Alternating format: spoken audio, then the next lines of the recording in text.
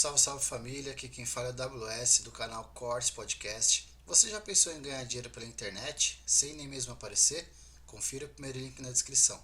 Então vamos conhecer a sua história. Como é que você chegou até o Ponopono, Vida Me Surpreenda, o Japamala? Como é que foi pra você? Da onde Foi você é? buscando. Como é que... Foi buscando solução para minha vida, porque Em qual porque eu momento achava que você tava? interessante, porque eu achava interessante assim. Por que tem tanta diferença? Porque se Deus é tão bacana, se Deus é tão incrível, se Deus é puro amor, por que tem tanta injustiça no mundo? Por que algumas pessoas têm tanto, outras não têm nada? Por que a vida é tão difícil para mim, mas para o meu colega de trabalho as coisas fluem com uma facilidade? O que tem diferente? Aí o meu pai tinha muitas crenças limitadoras, porque a gente é uma soma do que a gente viveu e aprendeu. Sim. Muitas coisas do que a gente acredita, a gente não viveu, mas a gente ouviu, principalmente das pessoas que conviveram com a gente. E eu aprendi muita coisa que não era legal com os meus pais, porque eles não têm culpa. Mas eles também aprenderam com os pais deles. E eles só E os pais repassaram. deles com os pais. Então, sabe aquela de ir passando a bola? De passar a receita do bolo. Sim. E aí você faz a receita, mas você nem sabe de onde que veio, mas você faz a receita certinha, sem questionar. Será que é assim mesmo? E a gente vai. E aí a vida vai acontecendo porque você cria um padrão de comportamento, um jeito de pensar, um jeito de ser, um jeito de agir que cria pobreza ou que cria riqueza. O meu jeito, aquilo que eu aprendi, estava criando pobreza e muita dificuldade. Eu aprendi que dinheiro que vem fácil, vai fácil. Que a vida é luta, que é bonito lutar, que Deus ajuda quem madruga, só quem madruga. Se você acordar tarde, esquece. Deleta o seu dia, que você não vai, aquele dia não vai acontecer. Você não vai ter um resultado legal. Então, sacrifício.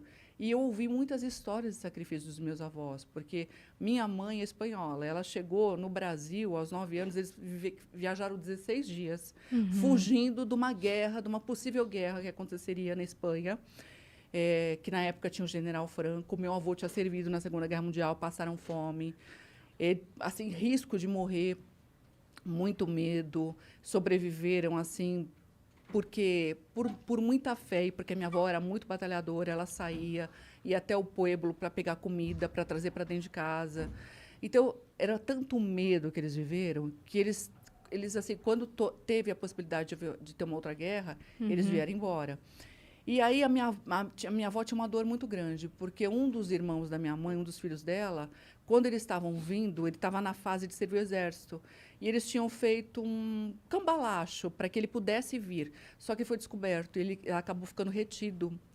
E nunca mais a minha avó encontrou esse filho dela. Encontrou depois de muitos anos. Então, a minha avó ela tinha um sentimento de mágoa, de dor. Todos os natais, todos os encontros de família, ela não se permitia ser feliz, não se permitia, porque ela pensava no filho que estava sozinho. Então, eu não vou me divertir, eu não quero ser feliz, nós estamos aqui reunidos. E onde ele está? O que aconteceu com ele? Sim.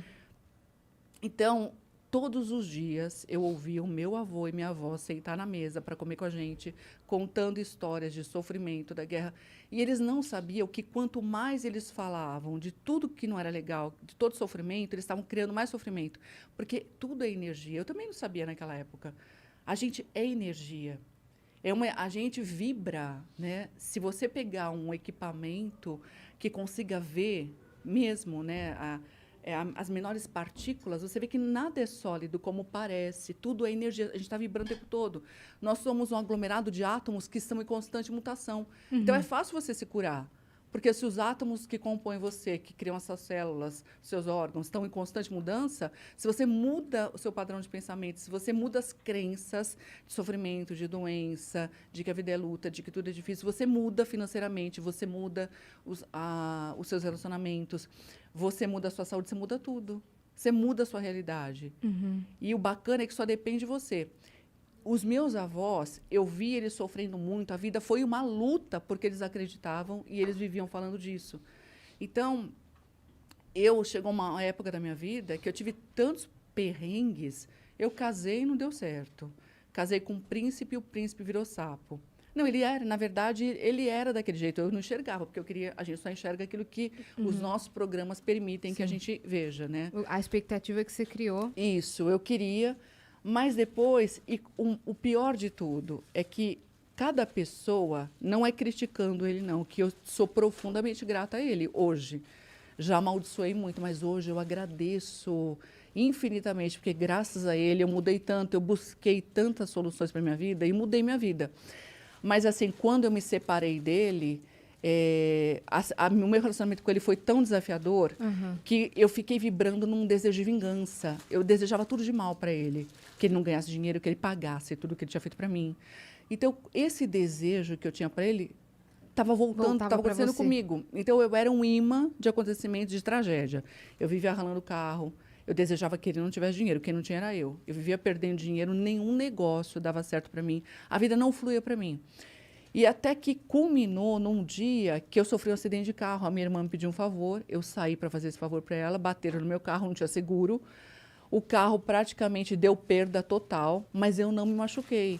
E naquele momento aconteceu uma coisa interessante. Eu saí do carro e falei, meu Deus, o que eu estou fazendo com a minha vida? Isso daqui é resultado, eu estou criando isso aqui.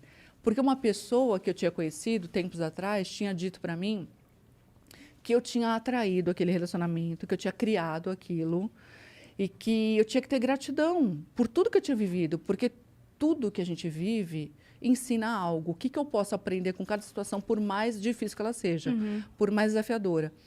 E aí, naquele dia do acidente, o rapaz que bateu no meu carro não tinha seguro e o carro dele era velhinho, velhinho. Nossa, ele não tinha nem um tostão e o carro dele não amassou quase nada, olha só. Foi o Apesar, o meu que detonou, ou seja, a lição era para mim. E eu comecei a agradecer, eu falei, tem algo para eu aprender aqui, a partir de hoje eu não vou mais reclamar. E eu comecei a agradecer por tudo e eu falei, existe algo que eu quero mudar a minha vida, eu não quero mais que a minha vida seja assim, eu não quero viver com o sentimento de amaldiçoar as pessoas, desejar um mal para o outro, eu só quero ser feliz. E eu comecei a estudar, comecei a entrar numa busca de estudo para eu encontrar a solução para a minha vida, para os desafios que eu estava enfrentando, para a dor que eu estava vivendo, para a dificuldade financeira que eu enfrentava. Porque tudo era muito difícil para mim, eu não conseguia ganhar dinheiro, nada, eu dava um passo para frente. Sabe quando você está patinando? Na época, eu tinha uma malharia e eu trabalhava numa malharia com a minha mãe. E a gente fazia costura, eu era sacoleira. Eu pegava sacolas e saía para vender de porta em porta. Eu tinha umas amizades que eu tinha trabalhado num jornal famoso lá, que é o Diário do Grande ABC. Eu tinha sido, numa época, secretária do diretor de redação. Então, eu tinha muitos amigos, eu pegava sacolas e ia vender lá no jornal. Aí, depois, as coisas mudaram. E aí surgiu uma oportunidade, quando eu era secretária no jornal Diário do Grande ABC, tinha um corretor de imóveis que fazia muito negócio com o diretor de redação. E ele me convidou para ser corretora de imóveis. Eu falei, não, nunca vou trocar o certo pelo duvidoso, porque aqui eu tenho um salário. Corretor não tem garantia de nada. Se vender, ganha. Se não vender, não ganha nada. Sim.